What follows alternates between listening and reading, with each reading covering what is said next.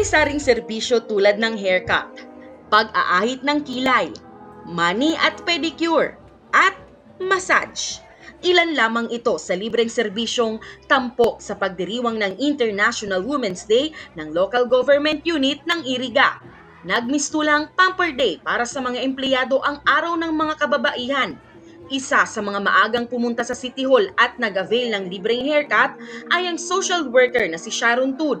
Malaki ang kanyang pasasalamat na nabigyan sila ng panahon ng LGU para makapag-relax sa loob mismo ng kanilang pangalawang tahanan. We are so thankful that our contribution to the LGU ay nabigyan ng pansin. Binigyan kami ng malaking parang reward for us. Dumalo rin sa selebrasyon ng iPatrol focal person na si Renny May. Binigyan diin niya ang kahalagahan ng paggamit ng boses ng kada individual upang makagawa ng pagbabago para sa pamayanan. Siya nga, bilang mayor, pinakita niya na kaya niya lahat. Although maraming mga batikos, alam niya, hinaharap niya yun. Yun po, siya po ang tinitingala ko. Kaya kung ano man pinapakita ko sa syudad, yun ay dahil nakikita ko ganun siya, magaling siyang leader.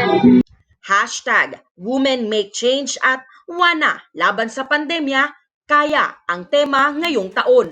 Yung mga magmamassage po, yung grupo po ng PWD, sinda po ang nag-ano, kasi may association din silang nagmamassage. Yun po, under po sila sa DSWD sa PIDAW, sa Person with Disability. Opo. And then another po, yung LGBT community naman po, sila po yung nag-offer na magkikilay and blower. Paglilinaw ng City Human Resource Management Office, bukas para sa lahat ng empleyado, lalaki man o maging miyembro ng LGBTQ, ang lahat ng libreng serbisyong ito. Sabi ko nga ni, paano pa yung dalang Women's Day? Ilakman kang mga men. May man Men's Day. Kaya lang, kung tutingabit kung i-realize mo kaya, grabe man talaga ang sakripisyo ng mga mothers, lalo na ng mga kababaihan ta. Sindagabos eh.